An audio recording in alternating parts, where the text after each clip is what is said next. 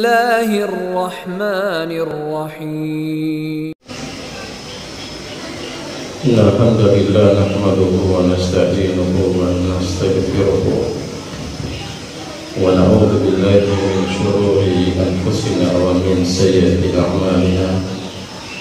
May yahdihillahu fala mudilla lahu wa may yudlil fala hadiya lahu. Asyhadu an la ilaha illallah wa asyhadu anna Muhammadan 'abduhu wa rasuluhu la nabiyya ba'dahu. Allahumma salli wa sallim wa barik ala Sayyidina Muhammad wa ala ali Sayyidina Muhammad. Rabbi shrah li sadri wa yassir li amri wahlul 'uqdatam min lisani yafqahu qawli. Subhanaka la ilma lana illa ma 'allamtana innaka antal alimul hakim. La hawla wa la quwwata illa billahil aliyyil azim.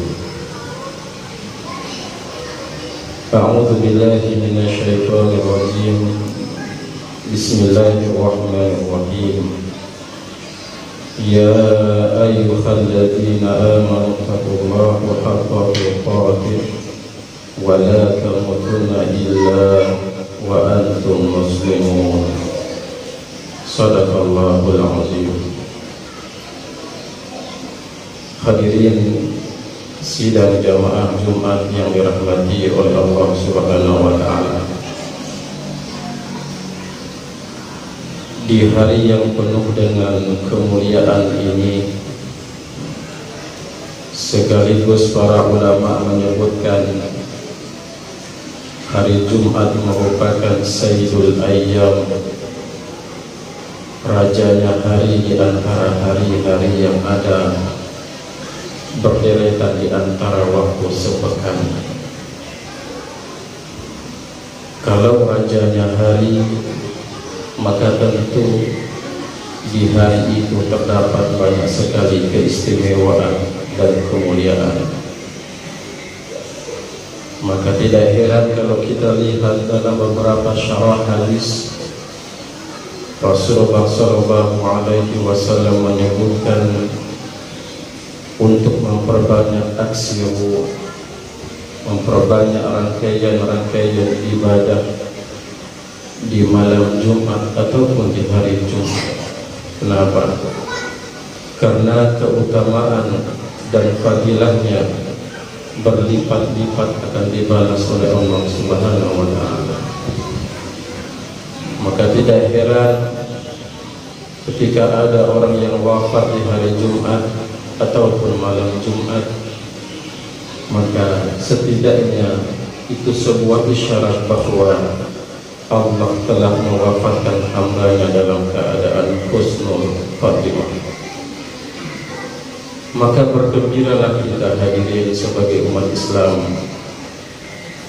Agama-agama lain saja memiliki hari raya mereka. Seperti Kristen, mereka punya hari raya yang disebut dengan hari Minggu. Yahudi hari Sabtu. Dan Allah memberikan kepada kita sebagai orang-orang yang mengaku beriman kepada Allah, Allah ingin sampaikan bahwa hari Jumat adalah hari raya umat Islam yang terbesar. Maka tidak heran kalau kita hanya beranggapan hari raya Idul Fitri, Idul Adha merupakan hari raya umat Islam. Hanya dua itu saja, itu keliru. Hari raya umat Islam yang Allah berikan kepada kita bahkan disebutkan dalam hadis yang sahih, siapa yang menghidupkan hari raya Idul Fitri, Idul Adha dengan amalan-amalan ibadah, kemudian dia menghidupkan malam Jumat dengan amalan-amalan ibadah, maka Allah Subhanahu wa taala akan mencatatkan pahala yang tidak terhingga untuk dirinya. Hadirin jamaah yang dirahmati oleh Allah Subhanahu wa taala.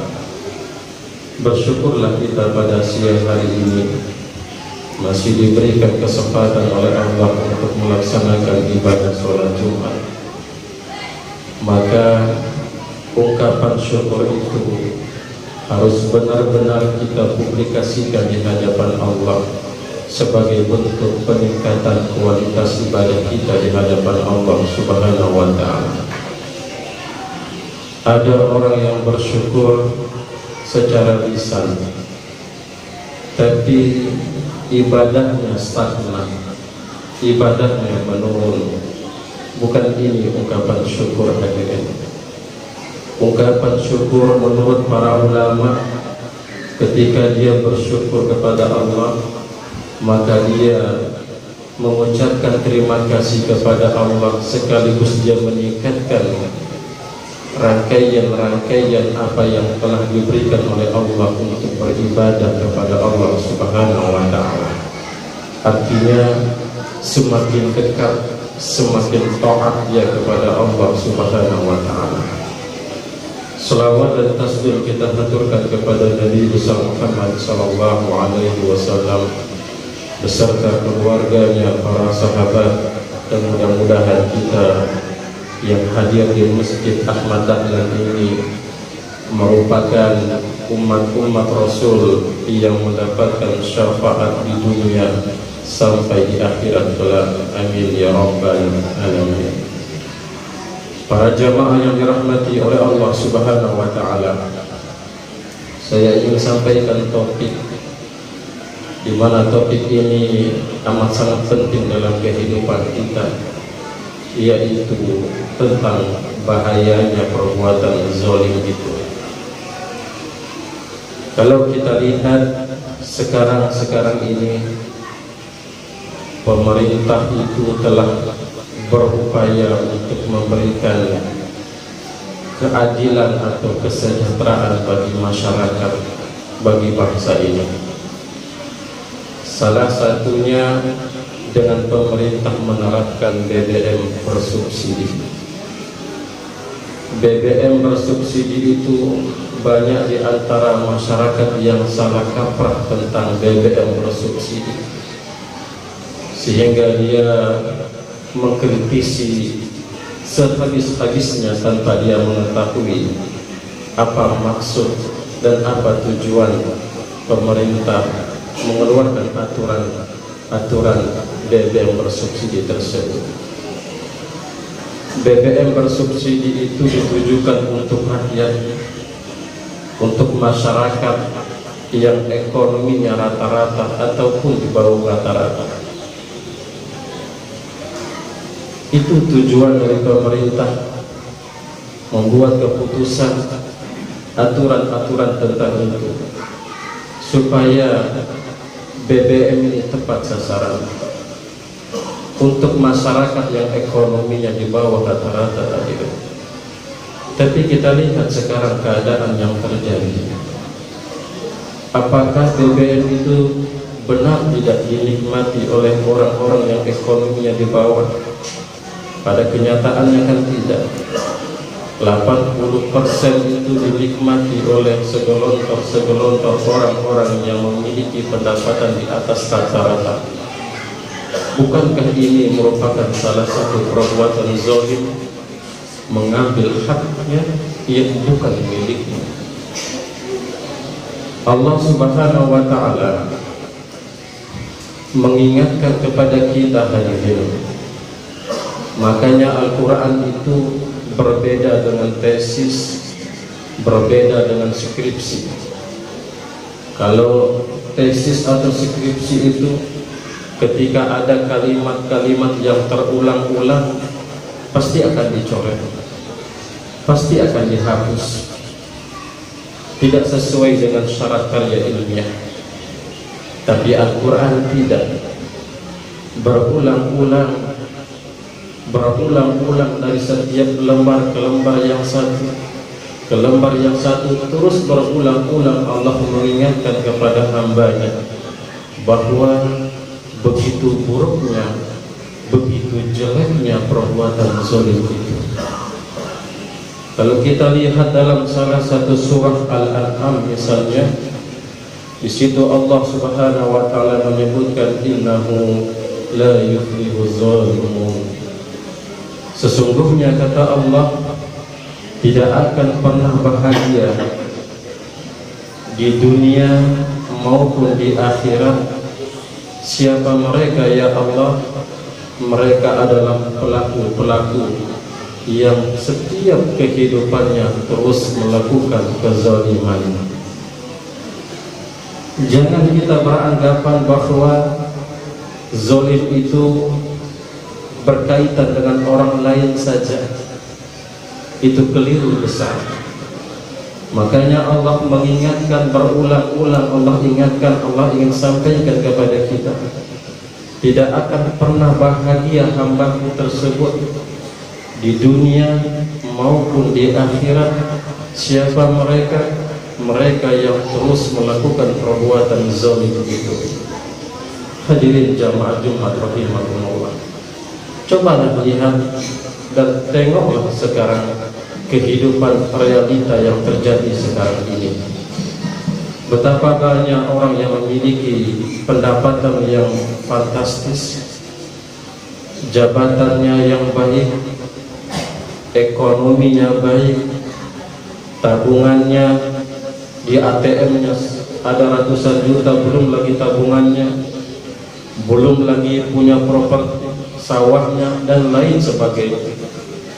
Tapi ada orang yang seperti itu, dia memiliki semuanya, tapi sampai Jumat ini, detik ini, tak kunjung-kunjung dia mendapatkan kebahagiaan, padahal semuanya dia memiliki. Apa yang menyebabkan hal tersebut? Hal yang membuat tersebut, Allah tutup hatinya sehingga hatinya tidak mendapatkan sinar nur kebahagiaan. Allah tutup dengan perbuatan zalim itu sendiri. Begitu buruknya perbuatan zalim ini, hadirin. Makanya Allah mengingatkan dalam Al-Quran lagi, dalam lembaran lain lagi, ala la'natullahi 'ala zalimun. Katakanlah kata Allah kepada hamba-Ku, setiap detik, setiap menit, setiap jam, hari, pekan, bulan, tahun, bahkan kehidupannya pun dihiasi dengan waktu, tidak akan pernah bahagia, melainkan akan Allah turunkan murka Allah kepada hamba tersebut, akan Allah turunkan azab Allah kepada hamba tersebut manakala terus dan terus dia melakukan perbuatan zalim itu. Hadirin jamaah Jumat yang dimuliakan oleh Allah, kalau kita lihat apa sebenarnya yang membuat zalim itu begitu besar perhatian Allah sehingga Allah mengingatkan kepada para hamba-Nya. Kalau kita lihat arti dari zalim itu kan, kalau kita lihat dari segi makna zulmun, zulma, yazlumu, dasar kata zalim itu adalah kegelapan. Kenapa disebut dengan kegelapan? Pelaku-pelaku, orang-orang yang berbuat zalim itu, hadirin, hatinya akan gelap.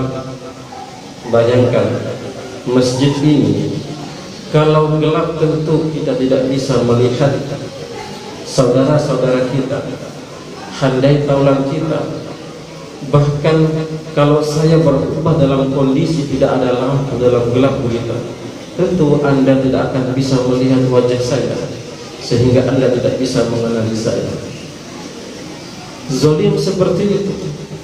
Perbuatan zalim itu akan masuk ke dalam hati dan dia akan menggelapkan hati kita. Sehingga apa dampak yang terbesar sebenarnya? Sehingga kalau hati gelap, apa dampak terbesar? Kalau hati gelap, maka kita tidak bisa membedakan mana baik, mana buruk. Coba lihat pejabat-pejabat kita, ilmunya luar biasa, dari segi titelnya luar biasa, Tapi kenapa sampai detik ini ada yang terlibat narkoba, ada yang terlibat korupsi dan lain sebagainya? Itu karena perbuatan zalim itu, hadirin. Tidak bisa dia membedakan mana baik mana buruk. Kalau hati gelap, tidak bisa dia membedakan mana halal mana haram. Coba lihat, Allah sudah memberikan keterangan kepada kita, yang halal itu jelas, yang haram itu jelas. Tapi masih banyak manusia yang tidak memperdulikan itu. Cara dia mencari harta misalnya, tak peduli halal atau haram, yang penting bisa kenyang, yang penting bisa anak istrinya bisa makan. Ini keliru terbesar. Padahal Imam Ghazali menyebutkan harta itu bukan diukur dari banyaknya, tapi harta itu diukur dari keberkahannya. Hadirin jamaah yang dirahmati oleh Allah. Maka Rasulullah ketika beliau sebelum wafat mengingatkan kepada kita umatnya yang begitu disayanginya. Apa kata Rasul? Jauhilah perbuatan zalim itu, karena zalim itu akan menghantarkan dirimu begitu cepat dan sangat cepat masuk ke dalam kegelapan. Apa maksud dengan kegelapan, hadirin? Ternyata dalam syarah hadis tersebut, kegelapan yang dimaksud adalah nerakanya Allah Subhanahu wa ta'ala. Apa kaitan gelap dengan neraka? Ternyata Rasulullah SAW menyebutkan api neraka itu bukan seperti api yang ada di dunia ini, bukan seperti warna biru, bukan warna merah atau warna dalam bentuk kuning-kuningan, bukan seperti itu. Tapi Rasulullah memberikan isyarat kepada kita bahwa api neraka itu awalnya itu pertama warnanya putih. Putih api neraka itu, Pak. Dipanaskan 1000 tahun api neraka itu. Bayangkan kalau kita memasak, jangankan 1000 tahun, lewat 3 jam 4 jam masa air saja sudah hangus, bahkan dandangnya ikut hangus. Ini api neraka, 1000 tahun apinya tidak pernah padam-padam, terus menyala-menyala. 1000 tahun dibakar api neraka itu, dari warna putih berubah lagi warnanya menjadi warna merah. Apakah api neraka itu berhenti sampai di situ? Tidak. Dari warna merah terus dibakar api neraka itu selama 1000 tahun, sehingga berubah warnanya menjadi warna kuning. Dari warna kuning apakah berhenti? Terus dibakar api neraka itu sampai ketemu dengan warna biru. Apakah berhenti sampai di situ? Tidak.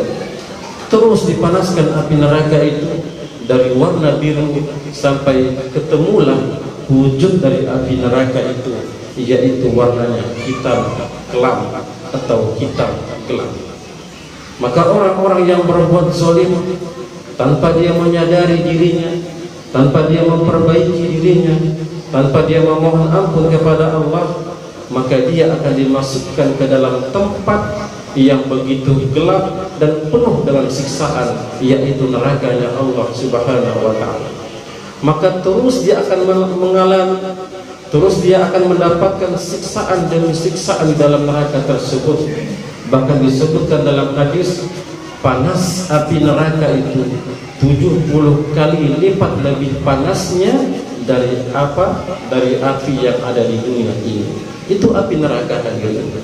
Maka orang-orang yang berbuat zalim di akhirat nanti, dia tidak akan bisa mendapatkan pemandangan, dia tidak bisa melihat cahaya seperti cahaya yang di dunia ini. Orang-orang yang berbuat zalim, dia hanya bisa menikmati atau mendapatkan cahaya itu ketika di dunia saja. Tapi setelah kematiannya, setelah dia wafat, dari situlah tak akan pernah dia mendapatkan secuil pun warna-warni atau penglihatan-penglihatan seperti yang ada di dunia ini.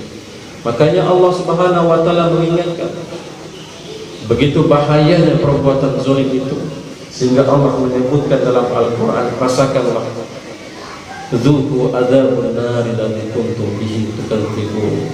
Rasakanlah wahai hamba-hamba Allah yang berbuat zalim, rasakanlah ini siksa api neraka yang Allah berikan kepadamu.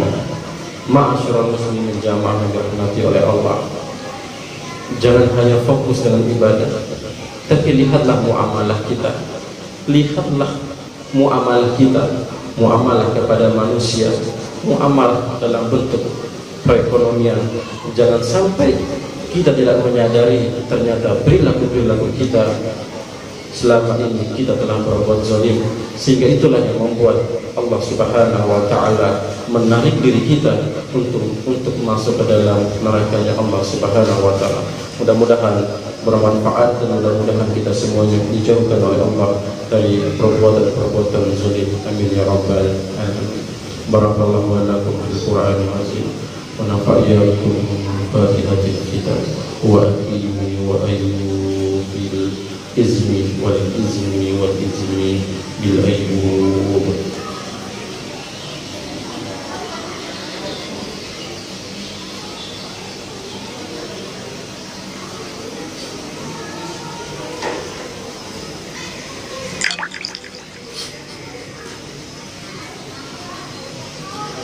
Alhamdulillahi rabbil alamin, hamdan syakirin hamdan na'imin hamdan yuwafi ni'amahu wa yukafi mazidah. Allahumma salli ala sayyidina Muhammadin wa ala alihi wa ashabihi wa man tabi'ahum bi ihsan ila yaumiddin. Rabbi shrah li sadri wa yassir li amri wa hlul 'uqdatam min lisani yafqahu qawli. Ittaqullah allazi ma astata'tum. Inna Allah wa malaikatahu yusalluna 'alan nabi ya ayyuhallazina amanu sallu 'alaihi wa sallimu taslima. Allahumma ighfir lil muslimina wal muslimat wal mu'minina wal mu'minat al ahya'ihim wal amwat innaka sami'un qaribun mujibud da'wat wa yaqdiyal hajat. Allahumma innaka ta'lamu anna hazihil qulub qad ijtama'at ala mahabbatika wa taqat ala ta'atika wa dawaqat ala nusrati syari'ah wa wasiqillahumma rabbitaha wa abidataha wa minha subulaha wa ablaha binurika yajiba yashra'u surah bi iman wa jamili tawakulika alaika wa ala ma'rifatika wa ala syahadati fi sabilika innaka ni'mal maula wa ni'mal nasir. Allahumma ghfir lil muslimina wal muslimat wal mu'minina wal mu'minat al ahya'i wal amwat innaka sami'un qaribun mujibud da'wat wa yaqdiyal hajat. Allahumma aslih fi dini allazi huwa ismati amri wa aslih fi dunyaya allati fiha ma'adi wa aslih li akhirati allati fiha ma'ashi waj'al hayata ziyadatan li fi kulli khair. Allahumma sholli ala sayyidina Muhammad wa ala ali sayyidina Muhammad abdika wa nabiyyika wa rasulika an-nabiyyil ummi wa ala alihi wa sahbihi wa sallim tasliman adada ma ahata bihi wa qadara wa sahbihi wa radallahu an sayyidina Abi Bakr wa Umar wa Utsman wa Ali wa ali sahabati ajma'in wa al-tabi'in wa tabi'i ihsan ila yaumiddin. Subhana rabbika rabbil izzati amma yasifun wa salamun alal mursalin walhamdulillahi rabbil alamin.